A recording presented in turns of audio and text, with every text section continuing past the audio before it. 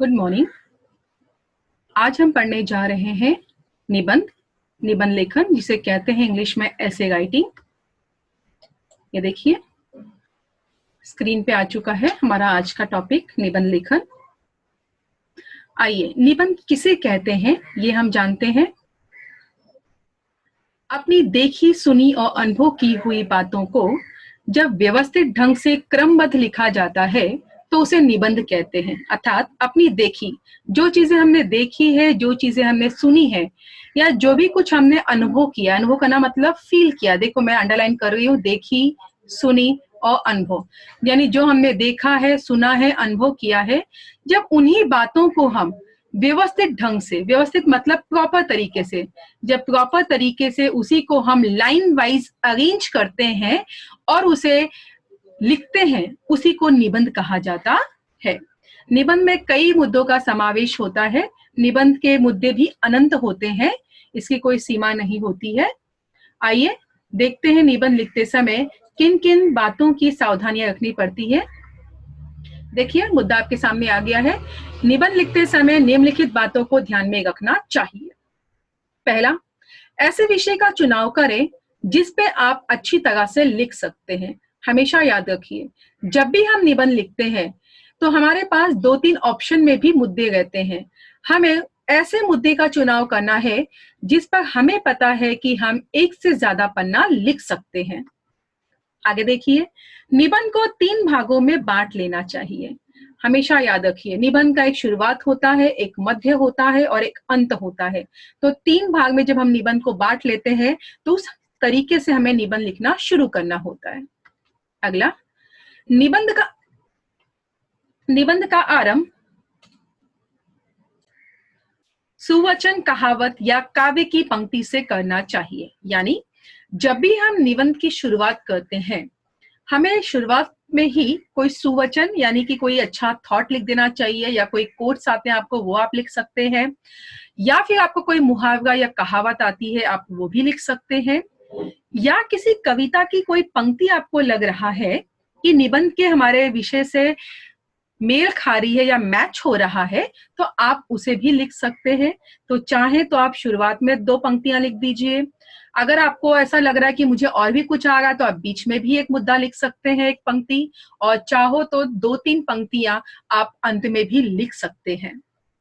अगला देखिए, निबंध की प्रस्तावना आकर्षक और विषय से संबंधित होनी चाहिए।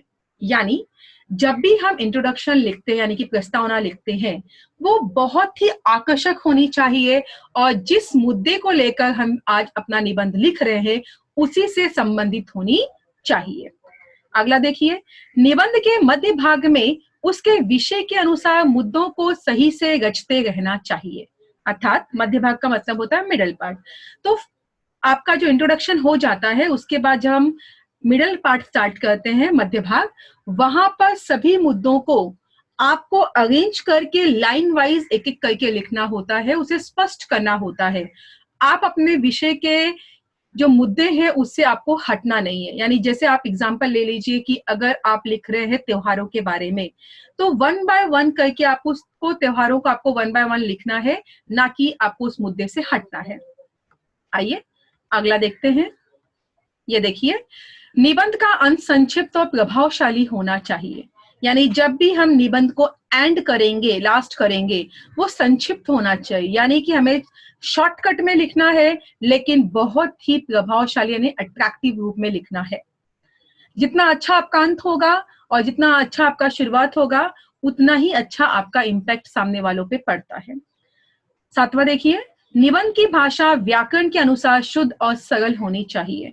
यानी हम जो भी लिखेंगे, सेंटेंस फ्रेम करेंगे, वो सभी सेंटेंस ग्रामर के हिसाब से सही होने चाहिए। अगला, सभी वाक्य सरल और स्पष्ट होने चाहिए। जो भी आप वाक्य लिखते हैं, कोशिश कीजिए वही वाक्य लिखिए जो रोजाना आप इस्तेमाल करते हैं, या आपको लिखने में कोई कठिनाई नहीं हो, या जिनकी मात्राएं आपको लिखनी आती है। ऐसे वाक्यों की रचना कीजिए और पूरी तरह से उस वाक्य में अपने दिल का हाल बताइए कि आप क्या लिखना चाहते हैं। यानी मुद्दा स्पष्ट होना चाहिए वाक्य के द्वारा। अगला, निबंध में विराम चिन्हों का उचित उपयोग होना चाहिए। जब भी हम निबंध लिखते हैं निबंध के अंदर लिखते समय हमें विराम चिन्हों का उपयोग करना चाहिए, जैसे कहीं कॉमा लगा दीजिए, कहीं पूर्ण विराम लगा दीजिए, कहीं प्रश्नवाचक चिन्ह लगाइए, कहीं आप विस्मय आदि का चिन्ह लगाइए। तो इस तरह से इन सभी चिन्हों के द्वारा आपको अपनी बातों को स्पष्ट करनी है। अंतिम 10वां, निबंध की लिखावट साफ और सुंदर होनी चाहिए। कहा जाता है जितना ही आप सुंदर लिखेंगे, स्पष्ट लिखेंगे, साफ सुथरा लिखेंगे, उतने ही अच्छे अंक आपको प्राप्त होंगे। तो निबंध लिखते समय हमने आज ये 10 बातों पर ध्यान दिया कि ये 10 अगर बातों का हम ख्याल रखते हैं तो परीक्षा के वक्त हमें अच्छे अंक प्राप्त होंगे। स्टैंडर्ड 9th और 10th के लिए निबंध 7 अंकों के लिए पूछा जाता है।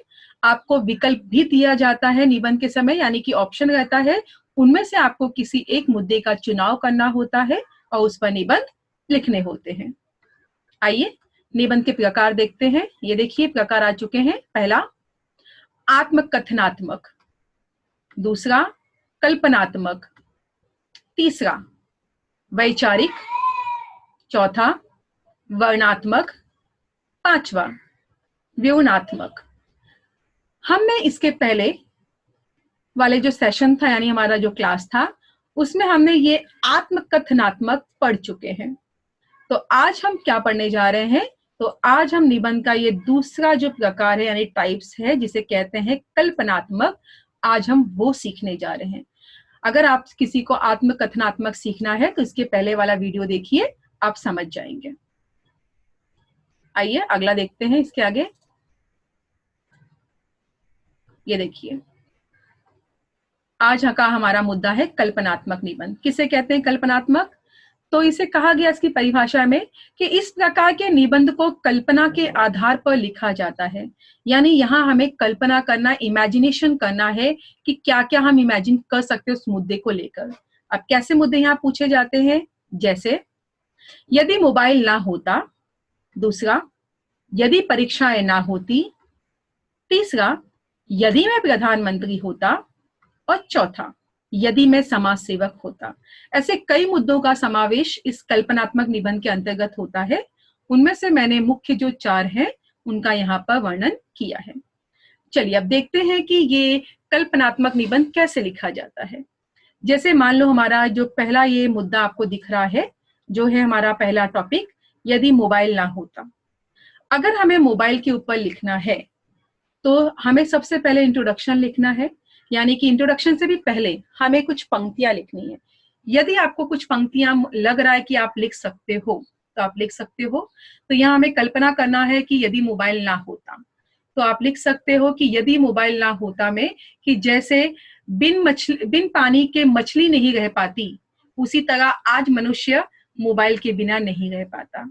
इसी को अच्छे से डायलॉग में फ्रेम कर दीजिए, या इससे कोई और आपको डायलॉग आता है आप वो भी लिख सकते हैं। फिर इंट्रोडक्शन में आपको लिखना है कि मोबाइल क्या है।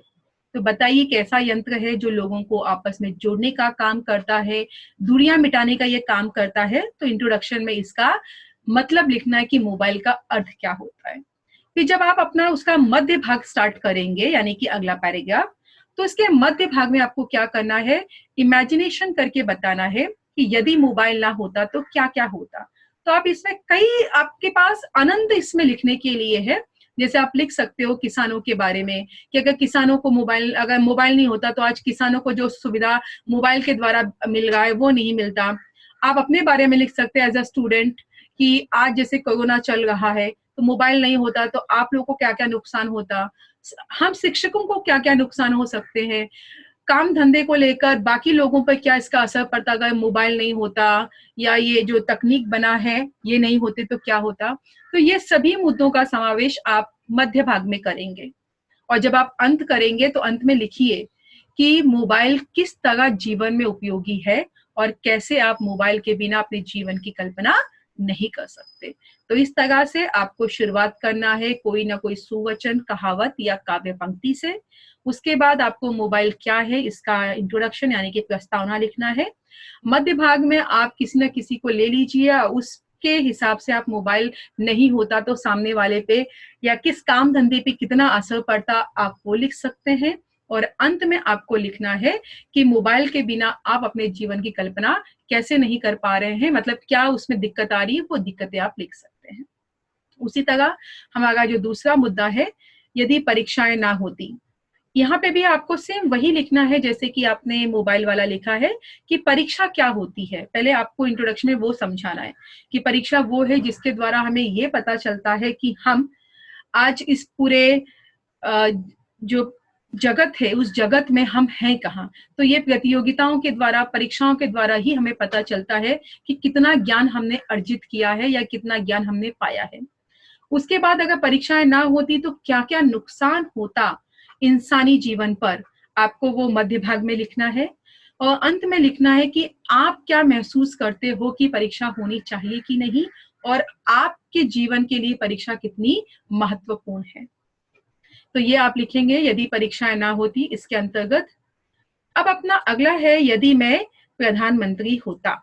तो यहाँ पर आपको सबसे पहले तीसरे वाले हमारे इस मुद्दे पे, जिसको मैंने अभी भी हाईलाइट किया है, यहाँ पर आप बेटा सबसे पहले लिखेंगे कि भारत में कई प्रधानमंत्री हो चुके हैं। कुछ के नाम लिख दीजिएगा उनमें से। उसके बाद आप लिखिएगा कि जब इन सभी के कार्यों को आप देखते तो आप क्या महसूस करते हो। फिर लिखिए कि यदि आपको बनने का मौका मिले, यदि आप होते तो आप दुनिया में क्या क्या सुधार लेकर आते। ये मध्य भाग में आपको लिखना है।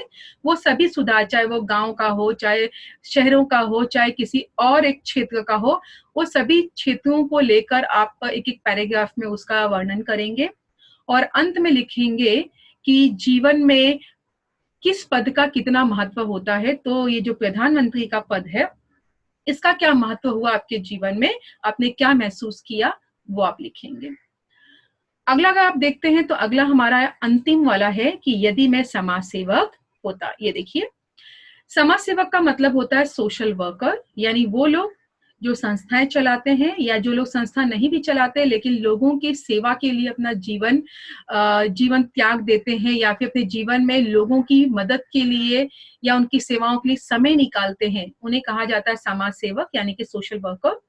तो आप बताइए कि बहुत सारे सोशल वर्कर हुए हैं, एक आध के अगर आपको नाम आता है तो आप नाम भी लिख सकते हैं।